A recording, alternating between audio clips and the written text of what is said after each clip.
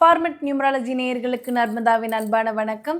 நம்மளுடைய சேனலில் தொடர்ந்து பல்வேறு விதமான ஃபார்மெட் நியூமராலஜி மற்றும் ஜோதிடம் சம்பந்தமான பதிவுகள் பார்த்துட்டு இருக்கோம். அந்த வகையில் இன்னைக்கு நம்ம பார்க்க போகிற இந்த ஒரு பதிவில் ஜாதக ரீதியாகவும் ஜோதிட ரீதியாகவும் நமக்கு இருக்கக்கூடிய பல்வேறு விதமான சந்தேகத்துக்கு தெளிவான பதில் கொடுக்கறதுக்காக நம்ம கூட இன்னைக்கு ஃபார்மெட் நியூமராலஜியினுடைய தந்தை டாக்டர் மகா தனசேகர் ராஜா அவர்கள் இணைஞ்சிருக்கிறாங்க.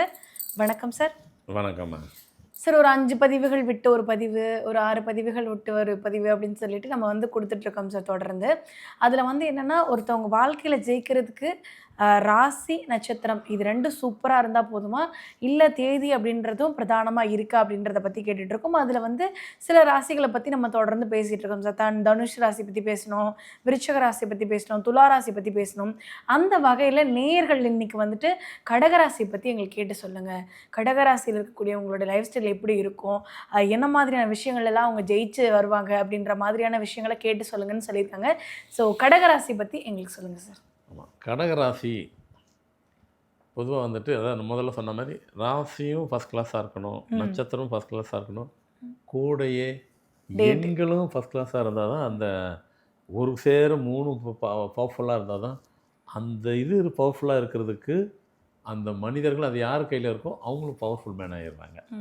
நான் இந்த ராசிங்க என் லெவலில் வேறு அப்படின்னு நீங்கள் தான் சொல்லிக்கிறீங்க, ஆனால் நீங்கள் இருக்க முடியல. காரணம் நம்பர் உங்களுக்கு கனெக்டிவிட்டியான ஒரு நம்பர், பவர்ஃபுல்லான நம்பர் இல்லைன்றதுனால தான். இதுக்கு நீங்கள் புரிஞ்சிக்கிறதும் உங்கள் புரிதலுக்கு ஏற்ற மாதிரி நான் அதை கொடுக்கும்போது என் மக்கள் ரொம்ப ரசித்து பார்க்குறாங்க. ஏன்னா அதுதான் உண்மையும் கூட. ஏன்னா எப்பவுமே உண்மை தான் உங்களுக்கு உண்மையும் ஒரு நம்ம வாழ்க்கையோடு அது ஒன்றி போகும்போது ஆமாம் அப்படி தான் இருக்குது அப்படின்னு சொல்ல வருவாங்க. நான் அதை கொடுக்குறேன் பாருங்கள். பொதுவாகவே அந்த ராசியை பற்றி லைட்டாக ஒரு அவுட்லைன் கொடுத்துட்றேன். கடகராசியை பற்றி லைட்டாக ஒரு அவுட்லைன் கொடுப்பாங்க. அந்த கடகராசி உள்ளவங்க எல்லாருமே சரி. நட்சத்திரம் அதுக்கப்புறம் சொல்ல போகிறேன். பூசம், புனர்பூசம், ஆயிலியம் அது கொஞ்சம் லைட்டாக டீவியேஷன் ஆகும். ஆனால் இந்த ராசிக்கு கண்டிப்பாக இப்படி தான் இருப்பாங்க. எப்படி இருப்பாங்க, அளவுக்கு அதிகமான பாசம் யார் மேலே வைப்பாங்க. அது உண்மை சொல்லப்போனால் அவங்ககிட்ட போலி பாசம்லாம் இருக்காது. அந்த அஃபெக்ஷனேட்டோடு கண்டிப்பாக இருப்பாங்க. அதில் ஒன்றும் மாற்று கருத்து இல்லை. அந்த அன்பை கடைசி வரைக்கும் மெயின்டைன் பண்ணுவாங்க. அவங்கக்கிட்ட அவங்கள அறியாமலே அளவுக்கு அறியாமல் பாசத்தை கொட்டுவாங்க. தான் குடும்பம் அதுக்கு தான் பிரியாரிட்டி கொடுப்பாங்க. இதனால் அவங்க சுற்று வட்டாரத்தில் ஃப்ரெண்ட்ஸுங்களையே ரிலேஷன்கிட்டையும் ஒரு நல்ல பேர் வாங்கியிருப்பாங்க. சரியான நீ ஒன்றா நம்ம செல்ஃபிஷாக இருக்கிறிய அப்படின்னு ஒரு குடும்பத்துக்காக அந்த பேர் வாங்குறதெல்லாம் அதை சொல்ல வரேன். நான் அதை சொல்ல வரேன். குடும்பத்துக்காக தானே சொன்னால் சொல்லி ஆமாப்பா என் ஃபேமிலிக்குன்னா நான் செல்ஃபிஷ் தான். ஏன்னா அதை மறைமுகமாகவே இருக்க மாட்டாங்க, பட்டவர்த்தனமாக இருப்பாங்க. அதுதான் அவங்களுக்கு பிரியாரிட்டி கொடுப்பாங்க. அடுத்து அவங்க கையில் பார்த்திங்கனாக்கா கற்பனை வளம் கண்டிப்பாக இருக்கும். என்ன இந்த ராசி நட்சத்திரம் இந்த நம்பர்லாம் பார்த்திங்கன்னா அதில் இருக்குங்கிறது கன்ஃபார்ம்டு. இந்த பேர் உங்களுக்கு இதெல்லாம் கனெக்ட் இல்லாமல் இருந்துச்சுனாக்கா கம்மியாயிரும், ஜாஸ்தியாயிரும். வெறும் கற்பனையோடு இருந்துச்சுன்னா கற்பனையே வாழ்க்கை இல்லை. உங்களுக்கு கனெக்டிவிட்டி எதுவும் ஒன்றோட ஒன்று கனெக்ட் ஆகாமல் இருந்துச்சுன்னு வச்சிங்களேன், கற்பனை வாழ்க்கையே தான் வாழ்ந்துட்டுருப்பீங்க. சார் நான் ரொம்ப வருஷமாக ஃப்ளைட்லேயே போயிட்டுருக்கிறேன், ஆனால் நிஜத்தில் போகலன்னுவாங்க. அப்போ அவங்க கனவு தான் கண்டுட்டுருக்குறோம். நீங்கள் அடுத்த முயற்சி எடுக்கலை, அப்போ உங்களுக்கு எதுவும் கனெக்டிவிட்டி இல்லாமல் போயிடுச்சின்னு அர்த்தம். ஒரு உதாரணத்துக்கு சொல்கிறேன், ரொம்ப வருஷமாக போயிட்டுருக்குறேன் சார் ஃப்ளைட்டில், ஆனால் நிஜத்தில் போகல சார் இருப்பாங்க.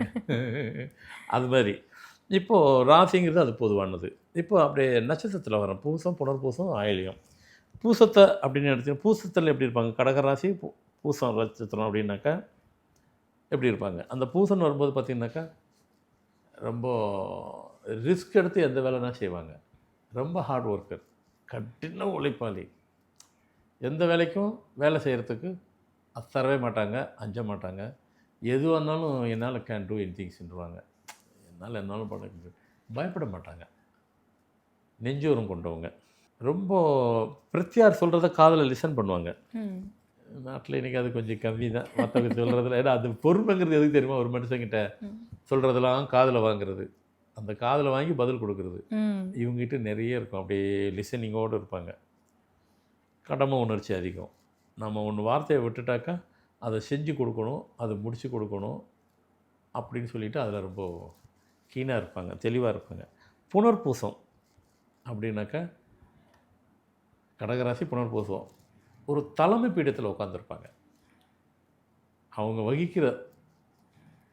வகிக்கிற துறையில் பிஸ்னஸோ எதுவாக இருந்தாலும் சரி, இல்லைங்க நான் கவர்மெண்ட்டு அதில் ஒரு தலைமை பீடத்தில் உட்காந்துருப்பீங்க, இல்லைங்க நான் பிஸ்னஸ் வேறு லெவலில் இருப்பீங்க, வீட்டில் இருப்பீங்க, நீங்கள் தான் உங்கள் ஆட்சி தான் ஆளும். உங்கள் ஆட்சி மீன்ஸ் இப்போ நீங்கள் ஜென்ஸ் இருந்தனாக்கா மதுரை ஆச்சா சிதம்பரம் ஆச்சான்னு கேட்பாங்க. அதில் ரெண்டும் ஒன்று தான். அது அவங்க கோயிலை சொன்னாங்க, நான் இப்போ சாமி பேரை ஆமா. சொன்னேன், ஒன்று தான். ஸோ அந்த மாதிரி இருப்பாங்க. ரொம்ப வந்துட்டு பிரின்சிபல் வச்சுருப்பாங்க. அவங்கக்கிட்ட லைஃப்பில் ரொம்ப பிரின்சிபலை மெயின்டைன் பண்ணுவாங்க. அடுத்து ஆயில்யம், 2 சொல்லியாச்சு. ஆயில்யத்தில் என்ன சொல்லலாம், அந்த பேசும்போது இப்போ 2 பேரும் சொல்லிட்டோம், பூசம் புனர்பூசம் சொல்லிட்டோம். ஆயில்யத்துக்கு ஆயில்யம் மட்டும் அப்படியே குயிட்டு ஆப்போசிட்டு. என்னங்க இப்படிலாம் எனக்கு போய் இப்படி சொல்கிறீங்க, உங்களை நாங்கள் சொல்லலை, இதான் ராசி, இதான் நட்சத்திரம், இதுதான் நம்பர். இப்போ நம்பருக்கும் சிலர் சொல்லுவேன், அதையும் சொல்லி முடிப்பேன் நான். அப்படின்னாக்கா இந்த ஆயில்ய நட்சத்திரம் அப்படின்னு பார்த்தீங்கன்னா எப்படி இருப்பாங்க அப்படின்னு பார்த்தீங்கன்னாக்கா, அதிகமாக வந்துட்டு வேர்ட்ஸ்லாம் மிஸ்மேட்ச் ஆகும். மிஸ்மேட்ச்சு வேர்டு வரும். அதை நான் தமிழாக சொல்லலை. அடுத்து அவங்க சில விஷயங்கள், அதாவது முதல்ல சொன்ன பாருங்கள் செல்ஃபிஷ்னு ஒன்று சொன்ன பாருங்கள், அந்த செல்ஃபிஷ் வேறு. இப்போ ஆயிலுக்குன்னு ஒரு செல்ஃபிஷ் சொல்ல போகிறேன், இந்த செல்ஃபிஷ் வேறு. அது ஃபேமிலிக்காக இருக்கக்கூடிய செல்ஃபிஷ்னஸ். இந்த ஆயிலியம் வந்துட்டு தனக்காக இருக்கக்கூடிய செல்ஃபிஷ். தனக்கு தேவைகளை பூர்த்தி செஞ்சுக்கிறது, தனக்கான விஷயங்களை கம்ஃபர்ட்டாக வச்சுக்கிறது மட்டும். அதான் அந்த அந்த பூசத்துக்கும் ஆயிலியத்துக்கும், பூசம் வந்துட்டு தன் ஃபேமிலிக்கு தான், அதாவது அந்த இதுக்கு இருக்கும். இவங்க வந்துட்டு ஆயிலியம் வந்துட்டு தனக்கு தாங்க தான். இதனால தான் நிறைய பேர் ஃபேமிலியெலாம் வந்துட்டு டிஸ்ட்ரிபியூட் ஆகிடும். ஏன்னா அவர் அவரை வரைக்கும் செல்ஃபாக தான் பேசுவார்.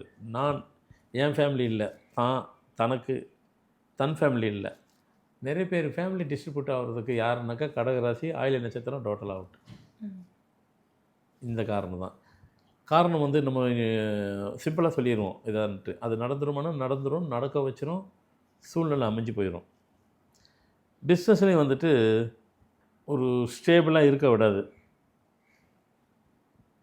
அடுத்து இந்த ஆயில்ய நட்சத்திரம் அப்படின்னு சொன்னாக்கா, கணவன் மனைவி இருக்கிறாங்க, அதான் இவங்க டிஸ்ட்ரிபியூட் ஆகிடுச்சின்னு வச்சுங்க, இவங்களுக்கு அதான் டிஸ்ட்ரிபியூட்னா ப்ராப்ளம் வந்துச்சுன்னு வச்சுங்க, செப்பரேட் ஆகிடுறாங்க, ஆக்க வச்சிரும். அது ஆயில்யத்துக்கும் அந்த பூசம் புனர்பூசத்துக்கும் அந்த அளவுக்கு கொடுக்க தாக்கம் இருக்காது, ஆயில்யத்துக்கு தாக்கத்தை கொடுத்துரும்.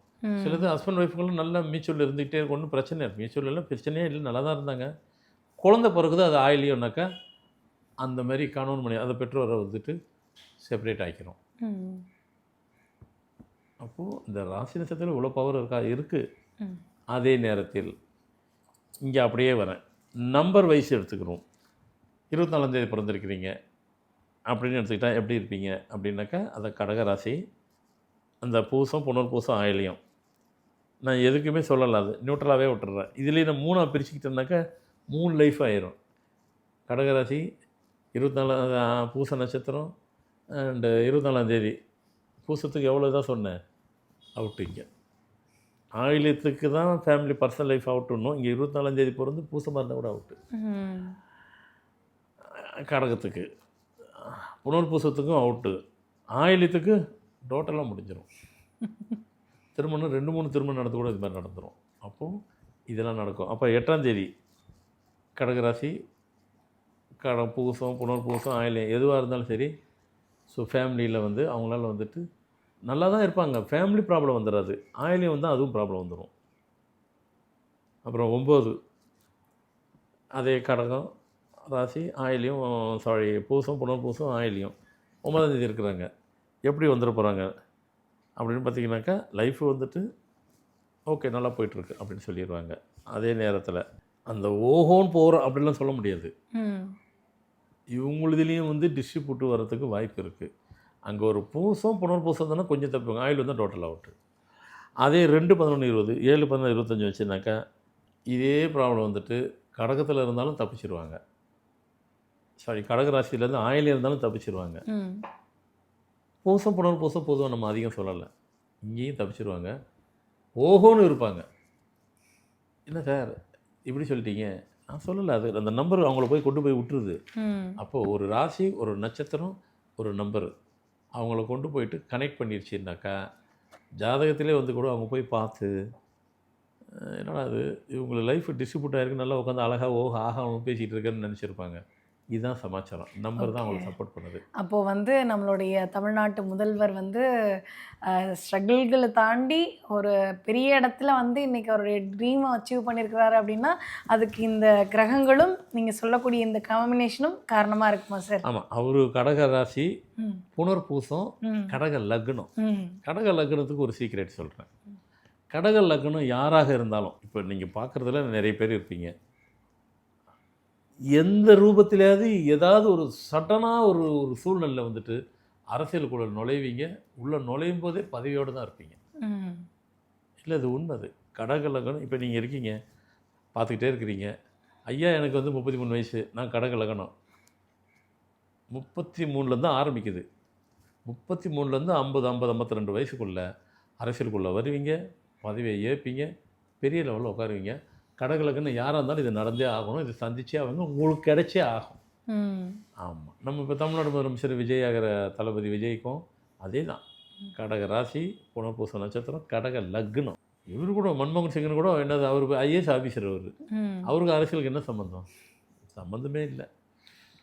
திடீர்னு கொண்டாந்து அவர் நேராக கூப்பிட்டு வந்தாங்க. நீ நேராக வந்துட்டு ஃபினான்ஸ் மினிஸ்டர் எடுத்தோடனே ஒரு ஃபினான்ஸ் மினிஸ்டர் தான் கொடுத்தாங்க. பிவி நரசிம்மராவ் தான் அவர் ஃபினான்ஸ் மினிஸ்டர் ஆக்கினார். ஃபினான்ஸ் மினிஸ்டர் கொடுத்தாங்க, ஃபினான்ஸ் மினிஸ்டர் ஆனார். அப்புறம் பிரைம் மினிஸ்டராகவே ஆனார். அரசியலுக்கு அவருக்கு சம்மந்தம் இல்லை. அவர் ரிசர்வ் பேங்க் கவர்னராகவும் இருந்தார். ஸோ எதுக்காக சொல்கிறேன்னா, திடீர்னு அரசியலுக்குள்ள வந்தாங்க. வரும்போது ஃபினான்ஸ் மினிஸ்டர்னு சின்ன ரோல், அது சான்ஸே இல்லை. அது பிஎம்முக்கு அடுத்த கேட்ரு, அது செகண்ட் கேட்ரு, அடுத்து பிரைம் மினிஸ்டர் ஆகிட்டார். அவங்க அந்த மாதிரி ஒரு உதாரணத்துக்கு சொன்னேன். நீங்கள் யாருமே சொல்லாமல் ஒருத்தர் மட்டும் சொன்னேன், இன்னொரு சொல்லணும் டக்குன்னு என்ன நிறைய சொல்லலாம், அது இருக்கட்டும். கடக லக்னத்துக்கு அப்படி தான் இருக்கும். உங்கள் லக்னம் கடகம்னாக்கா நீங்கள் எதிர்பார்க்கலாம். இந்த ராசி நட்சத்திரம் இதெல்லாம் அப்படி போகும்போது இந்த லக்னத்துக்கு சில இடத்துல தான் சில பேருக்கு வேலை செய்யும். அதுமாரி தனுசு லக்னம் கூட சரி, அவங்களும் வந்துட்டு தனுசு ராசி வேறு, தனுசு லக்னம் இருந்ததுனாலும் அவங்களும் அரசியலில் பெரிய இடத்துல கொண்டு போய் விட்டுரும். இப்படி நிறைய விஷயங்கள் இருக்குது. ரொம்ப முழுசாக பேசினா இவர் இடத்த நம்பர் கொஞ்சம் தான் சொன்னது சொல்லணும் அப்படி நினச்சிடக்கூடாது. ஆனால் இருந்தாலும் நம்பர் தான் உங்களை வந்துட்டு டிக்டேட் பண்ணுது சில இடத்தில். அப்போது இந்த நம்பரும் சப்போர்ட் பண்ணும். இப்போ இது கடகலங்களுக்கு சார் நான் இந்த தேதி தான் வந்துருமானாக்கா வரும் அரசியல், அப்போ போவோம். இல்லைனாக்கா நம்பர் போவோம். கரெக்டான நம்பர் இருந்ததுனாக்கா உயர்ந்த இடத்துல உட்கார வச்சிடும். இதுனாக்கா ஏதோ ஒரு சார் நான் கடகலக்கணும், நான் ஒரு கவுன்சிலர் தான் இருப்பேன், அப்படி தான் இருக்கிறோம். நம்பர் சப்போர்ட் பண்ணணும், நம்பர் அங்கே ஸ்ட்ராங்காக இருக்கணும்.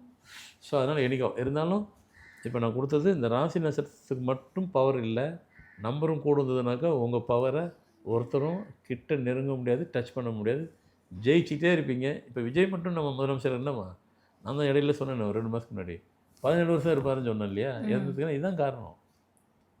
நான் முதல்ல சொல்லிட்டேன்ல, 2019 அப்பவே சொல்லியாச்சு தமிழ்நாட்டுக்கு முதலமைச்சர் அவருக்கு 52 வயசில் வரும்போது வருவாருன்னு. அதான் நடக்குது. இப்போ 17 வருஷம் சொல்கிறோம். ஆனால் ஒரு 17 வருஷம் இருந்தால் கூட ஒரு 3 இக்கட்டான சூழ்நிலை வரும். இடையில ஒரு இடர்பாடு இருக்கும், பிரேக் வரும். அவருக்கு மட்டும் இருக்கும், திருப்பி ரீஜாயின் பண்ணுவார். அது இப்போ வேண்டாம், அதெல்லாம் நடக்கும். அதெல்லாம் சரியாயிரும், ஒன்றாவது. ஸோ எனக்கு இருந்தாலும் இதெல்லாம் வந்து எதுக்குனாக்கா அந்த ராசினத்தோட நம்பரும் உள்ள கனெக்டிவிட்டி கிடச்சிருச்சுன்னா வேறு லெவலில் உங்களை வந்துட்டு நிப்பாட்டிடும். அதை நீங்கள் யாராலும் தடுக்க முடியாது. ஏன்னா அது இறைவன் கொடுத்தது. அதை கரெக்டாக அதை நம்ம பிடிச்சிட்டு ட்ராவல் பண்ணாக்கா நம்ம ஜெயிச்சிட்டே இருப்போம். நீங்கள் எல்லோரும் ஜெயிக்கிறதுக்கு உண்டான நிறைய விஷயங்கள் சொல்லப்பட்டிருக்கு. உங்களை நீங்கள் பண்ணுற லைஃப் ட்ராவலுக்கு இதையும் மனசில் வச்சுக்கிட்டு ட்ராவல் பண்ணிங்கனாக்கா எந்த இடத்துல தோக்க மாட்டீங்க. உங்கள் ஜெயிக்கிறதுக்கு ரொம்ப யூஸ்ஃபுல்லாக இருக்கும். கண்டிப்பாக சார். ஏன்னா வந்து ராசி நட்சத்திரம் இதெல்லாம் டாப்பாக இருந்தால் கூட தேதி அப்படின்றது பிரதானமாக நல்லதாக இருந்தால் தான் லைஃப் ரொம்ப அழகாக நகரும் அப்படின்றது ரொம்ப தெளிவாக எடுத்து சொல்லியிருக்கீங்க. கண்டிப்பாக கடகராசியில் இருக்கக்கூடியவங்களுக்கு இது ரொம்ப பயனுள்ள ஒரு பதிவாக இருக்கும்னு நம்புகிறோம். ரொம்ப நன்றி சார். வணக்கம்மா.